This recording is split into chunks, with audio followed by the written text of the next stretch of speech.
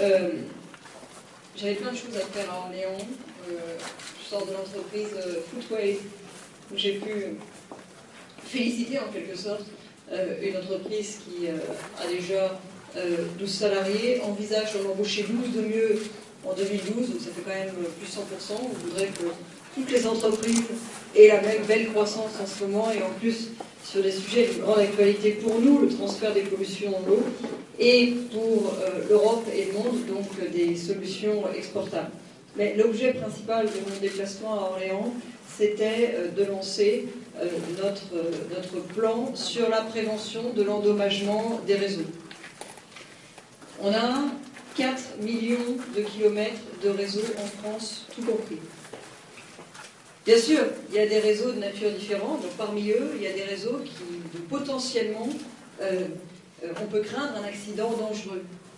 Sur ces 4 millions de kilomètres de réseaux, il y a 100 000 accidents de différents niveaux, de différentes gravités tous les ans, dont 4 500 par exemple avec des réseaux de gaz, donc potentiellement des grands risques.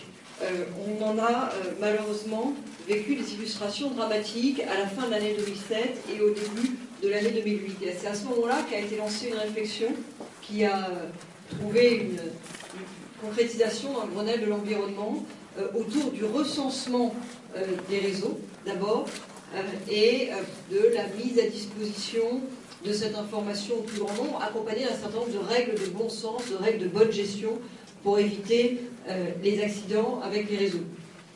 Ça paraît évident de faire du recensement des réseaux. Aujourd'hui, c'est l'information qui existe dans les mairies, c'est l'information qui n'est pas toujours homogène, qui n'est pas facilement à disposition. Bon, moi, j'en ai fait l'expérience encore dans ma mairie, à Longjumeau, récemment. Alors parfois l'information n'existe pas, ou elle est lacunaire, parfois aussi elle est de mauvaise qualité, parce qu'en fait c'est des cartes qui datent d'il y a tellement longtemps, le parcellaire a changé, finalement on ne sait plus bien où sont les choses. Donc déjà, rendre homogène cette information, la mettre à disposition du grand public sur un site internet, c'est un premier pas et un grand pas. Il sera fait avec un recensement obligatoire avant le 31 mars et une mise à disposition, je crois, au 1er juillet. Ceci est accompagné, donc vous avez là l'adresse du site internet, réseau-et-canalisation.gouv.fr, et ceci est accompagné d'un certain nombre de mesures que je crois de bon sens. D'abord, l'obligation d'investigation complémentaire quand on n'est pas sûr des cartes de réseau. Ça rappelle, je parle d'une expérience locale de maire d'une ville de 22 000 habitants. Il y a pas mal de réseaux qui en fait sont mal identifiés ou mal cartographiés. Une préparation en situation d'urgence, des plans de coupure en fait en cas de crise. Et aussi pour ça il faut disposer de la cartographie, et aujourd'hui dans beaucoup de cas ça n'existe pas. L'encadrement des techniques de chantier, il y a des techniques agressives de chantier qui ne doivent pas être utilisées à proximité des réseaux. Une fois que l'information sera accessible au plus grand nombre, on peut cartographier aussi l'utilisation des techniques les plus douces. Par exemple, il y a des techniques par aspiration qui seront, on les verra tout à l'heure, qui seront les meilleures à proximité des réseaux. Et puis l'amélioration des compétences, notamment des compétences des conducteurs d'engins. C'est d'abord de leur sécurité qu'il est question avec ce plan. Voilà ce que je pouvais dire moi. Peut-être que je vais proposer à Vincent Laflèche de l'INERIS de faire une présentation du site et du travail, parce que le recensement a commencé en fait. Donc c'est là-bas.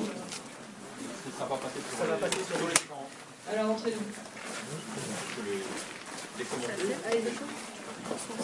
Madame la ministre, monsieur le député maire, je me présente donc Vincent Laflèche de la Chute de l'Anguille, directeur général de l'INERIS, auquel la loi Grenelle 2 a confié le téléservice concernant le recensement des réseaux.